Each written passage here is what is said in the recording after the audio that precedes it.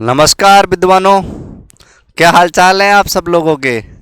उम्मीद करूंगा आप सब लोग स्वस्थ होंगे, मस्त होंगे, ज़बरदस्त होंगे। मेरे प्यारे दोस्तों, प्यारे साथियों, आज आप लोगों के लिए फिर से एक नई क्लास लेकर आपके बीच उपस्थित हूं।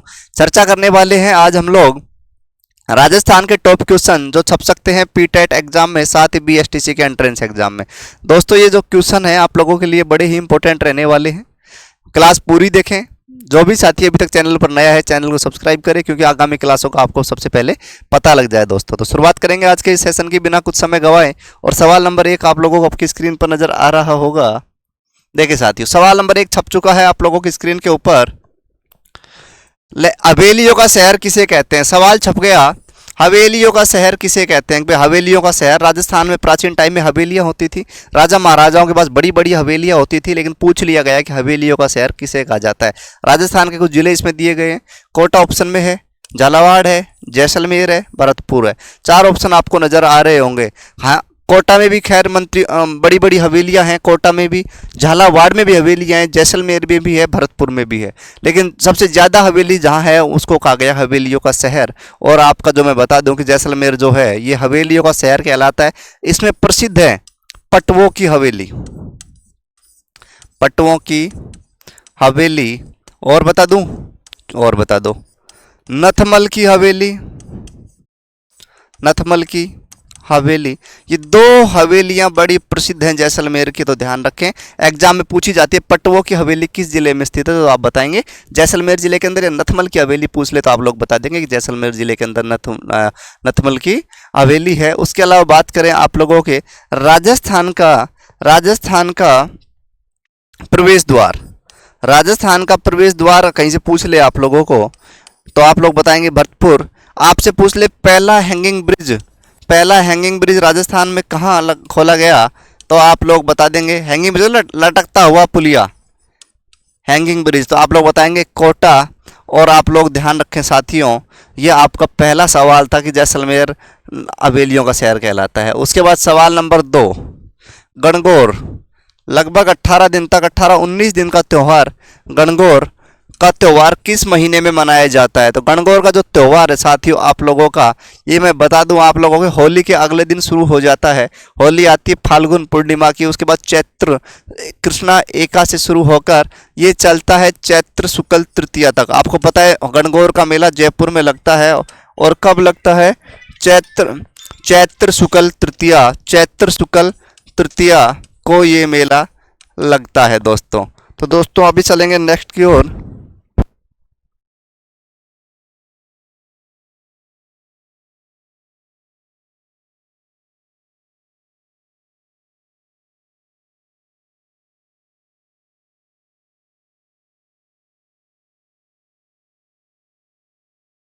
नंबर 2 आपका हो गया होगा, चैत्र के महीने में आप लोग देख सकते हैं चैत्र शुक्ल तृतीया को गणगौर उत्सव मनाया जाता है। फाल्गुन की बात करें तो फाल्गुन पूर्णिमा में आप लोग बात कर सकते हैं होली की, फाल्गुन पूर्णिमा में आप लोग बात कर सकते हैं होली की।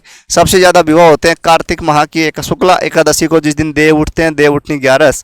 तो ऐसे आप ध्यान रखें। भाद्रपद में गोगा जी का मेला लगता है, गोगा नवमी को, आप लोग ध्यान रखें। नेक्स्ट की चर्चा करेंगे,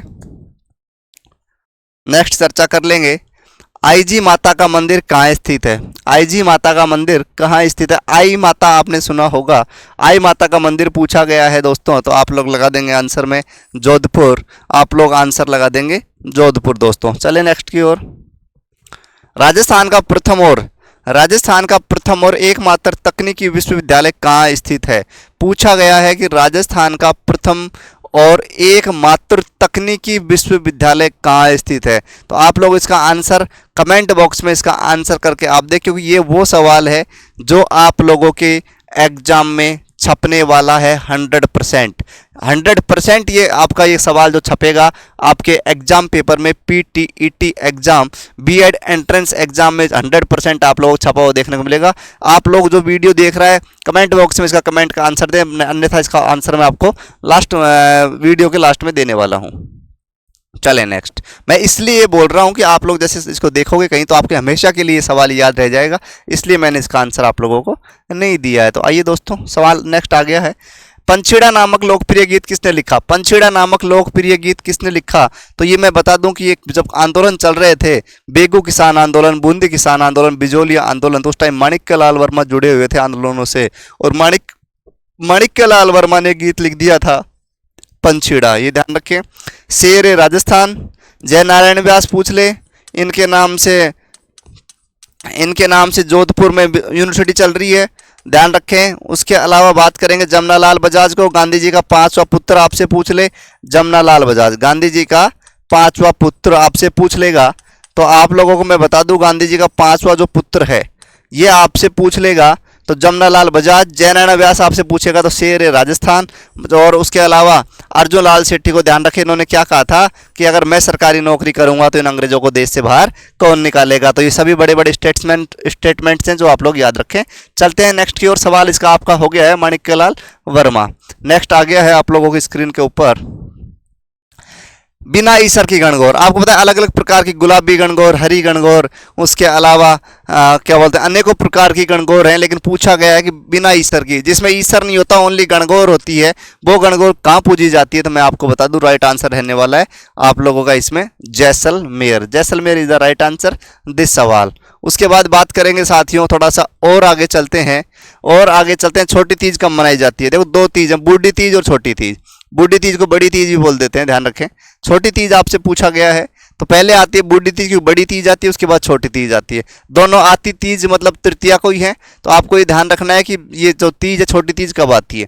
ये साथियों आती है आप लोगों की भाद्रपद शुक्ला पक्ष की तृतीया को, सॉरी ये आती है आपकी छोटी तीज श्रावण शुक्ल पक्ष को तृतीया को आती है आपकी छोटी तीज। तो ध्यान रखें आप लोग, श्रावण शुक्ल पक्ष तृतीया को आपकी छोटी तीज मनाई जाती है। इससे पहले आ जाती है बड़ी तीज भाद्रपद के शुक्ल महीने के तृतीया को, ये नोट कर लें। डाबड़ा हत्याकांड कब हुआ? तो नोट करें 1947, नोट कर लें। 1900 आदिवासियों का हत्याकांड था, ध्यान रखें डाबड़ा हत्याकांड। हर्षद ये लिखा हुआ है, हर्षद नहीं है दोस्तों, हर्षद नहीं है ये है आप लोगों का हर्षद। हर्षद माता का मंदिर कहाँ स्थित है? तो ये आपको बता दूं आभानेरी के अंदर चांद बावड़ी स्थित है, वहीं ये हर्षद माता का मंदिर भी स्थित है दौसा जिले के अंदर। फिर थोड़ी सी मिस्टेक है, इसको सही कर लेते हैं। अन्ना सागर शब्द है ये लिखा हुआ अन्ना सागर। आना सागर शब्द है अर्णोराज के द्वारा निर्मित झील किस जिले में स्थित है? तो आप लोग लगा देंगे आना सागर है। अर्णोराज जी संबंधित थे किससे? अजमेर से, और Ajmer is the right answer for this सवाल, नोट कर लें आप लोग। नेक्स्ट पूछा गया है आदिवासियों की बाईजी किसे कहते हैं? आज के टाइम में ट्रेंडिंग सवाल, आज के टाइम का ट्रेंड में आने वाला सवाल कि आदिवासियों की बाईजी लगातार एग्जाम में छप चुका है 2 एग्जामों में, और अब की बार फिर छपेगा आप लोगों के बीएसटीसी एंट्रेंस में छप जाए चाहे पीटीटी एंट्रेंस में, लेकिन छपेगा, गारंटी से कह दूं कि छपेगा 100%। लगातार मैं एनालिसिस सवाल पे कल से कर रहा था, देख रहा हूं कि ये सवाल बड़ा ही ट्रेंड में चल रहा है, और इसका राइट आंसर आप लोग ध्यान रखें मंजू राजपाल। क्या ध्यान रखेंगे? Manju Rajpal is the right answer. आदिवासियों की आदिवासियों की बाईजी के नाम से प्रसिद्ध है आप लोगों की मंजू राजपाल दोस्तों। तो दोस्तों ये आपका राइट आंसर हो गया। उसके बाद चलते हैं आप लोगों के साथ गौरीबाई बागड़ की मीरा आप लोग याद रख सकते हैं। हंसाबाई के बारे में आपको पता होगा, कुंभा की दादी और मोकल की माँ, तो आप लोग ध्यान रख ले। रणमल की बहन हंसाबाई के बारे में इसको अपन जोड़ सकते हैं मेवाड़ से। मारवाड़ के किस शासक ने मुगलों से कभी अधीनता स्वीकार नहीं करी? देखो ऐसे ऐसे शासक हुए जिन्होंने मुगलों से अधीनता स्वीकार नहीं करी। बात करेंगे मेवाड़ के अंदर, तो मेवाड़ के अंदर मुगलों की अधीनता स्वीकार नहीं करी किसने? महाराणा प्रताप ने। किसने? महाराणा प्रताप ने 1572 में राजा बनते हैं और 1597 तक यानी कि लगभग 25 साल, 1572 से 1597 25 साल शासन करने के बाद भी मुगलों की अधीनता स्वीकार नहीं करी। उसके बाद में आपको इन्होंने राजधानियां जरूर बदली लेकिन मुगलों की अधीनता कभी स्वीकार नहीं करी। ऐसे ये मेवाड़ की कहानी है। आप लोगों से पूछा है मारवाड़ की कहानी, किसकी कहानी? मारवाड़ की। मारवाड़ की कहानी मैं बता दूं कि महाराणा प्रताप के अग्रगामी या महाराणा प्रताप के अग्रगामी किसे कहा गया? तो वो थे राव चंद्रसेन। राव चंद्रसेन ने कभी भी मुगलों की अधीनता स्वीकार नहीं करी, तो राइट आंसर हो जाएगा राव चंद्रसेन। वैसे मैं बता दूं कि मालदेव भी खूब लड़ा था लेकिन अधीनता इन सब लोगों ने स्वीकार कर ली थी धीरे धीरे जब सांसी जनजाति। दोस्तों एक बात बता दें, सासी जनजाति पूछा गया है। सासी जनजाति मुख्य रूप से किस जिले की है? तो राइट आंसर मैं बता दूं भरतपुर है आपका। सासी जनजाति आपकी भरतपुर में मिलती है दोस्तों, ये लोग आप नोट कर ले कि सासी जनजाति की सर्वाधिक संख्या भरतपुर के अंदर मिलती है। अब एक चीज मैं आपको और बता दूं दोस्तों इसमें कि सासी जनजाति में एक प्रथा थी जो बड़ी ही प्रसिद्ध प्रथा थी, जिसको हम बोलते थे कुकड़ी प्रथा। क्या ये एग्जाम में छपता है? कुकड़ी प्रथा क्या है?